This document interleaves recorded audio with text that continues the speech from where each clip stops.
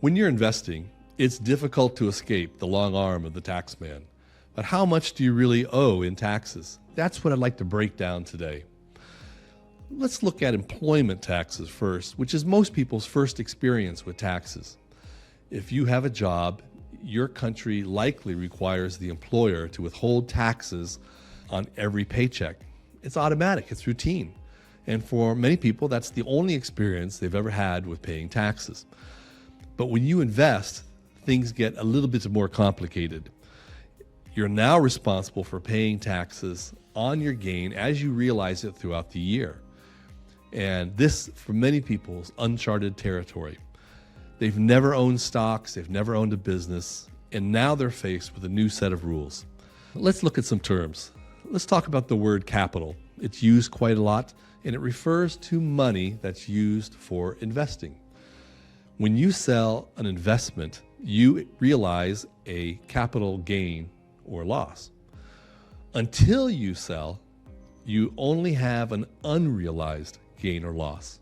And most countries will only tax your net realized gain. So it's very important to keep track of the realized gains and losses throughout the year so you can know what your net gain will be for the end of the year.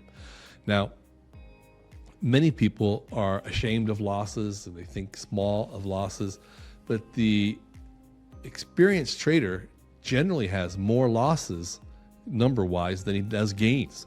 So it's not something to be afraid of. And let me tell you one of the really secret things about losses.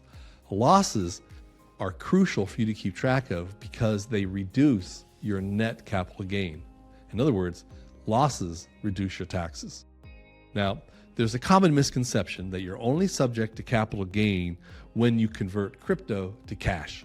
And this is not true for most countries. Whether you exchange an investment for cash, stablecoin, or another cryptocurrency, you experience some form of gain, and that's considered a capital gain or loss. In the world of crypto, there's another word that we use called income, which kind of has a very special meaning in the tax realm. And it isn't just referring to your wages. If you have staking rewards, or if you have airdrops, or maybe liquidity rewards, or any of a number of more sophisticated financial investments with crypto, you're going to experience some income. And that income, yes, it's taxable. Now, let's talk about what your tax rates are and what rules and special situations apply to how you are taxed in your country. Every country is different. I can't stress that enough. And you need to learn how your government taxes. Even if you have done taxes before, I'm going to recommend you do this task. This is an activity. At the bottom of this video, we're going to list a couple links to some websites that are run by Ernst & Young and also by PwC. These are two of the largest international accounting firms, and they both offer annual guides that list by country how personal income is taxed. And you pull it down, it's a PDF, you go to your country and read all about it. They're generally short entries, very beneficial to read and understand the lingo in your country, the exceptions in your country, and the tax rates at which you're taxed in your country. I want you to read it and look for how is capital gain taxed? What's considered capital gain? How is it taxed?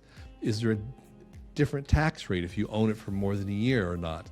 What is the formula for determining how much of your gain is actually subject to tax? Look for these things and understand it.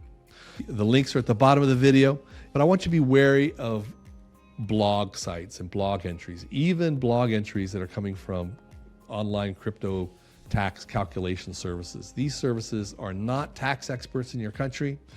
They generally write it from their own viewpoint and how they want to look at things. If they have difficulty doing a calculation, don't be surprised if they minimize that difficulty when they discuss the tax obligations. So be wary about those. What you need to do is find your own tax experts in your own country that you can contact to understand your situation. And oh, by the way, sometimes tax experts, you might need to pay for the consultation.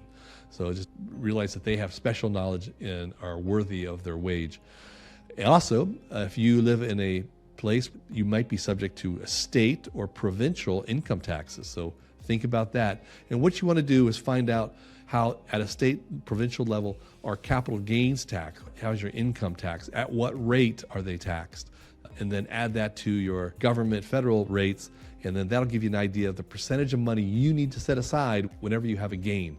So that's really what you're trying to walk away with. How much do I set aside both in capital income and also if I have a general income? Now, taxes are complex. They're changing all the time. So you need to stay alert to what's happening and contact your own tax expert. But with the right knowledge and with your own expert contacts, I'm convinced you can do this. And it'll be a journey. You'll learn a little bit, but it's going to be information that's going to be useful to you for the rest of your life. And it's going to keep you out of a lot of trouble. So stay informed, have your experts. And the final word of advice: make money, pay taxes, make more money.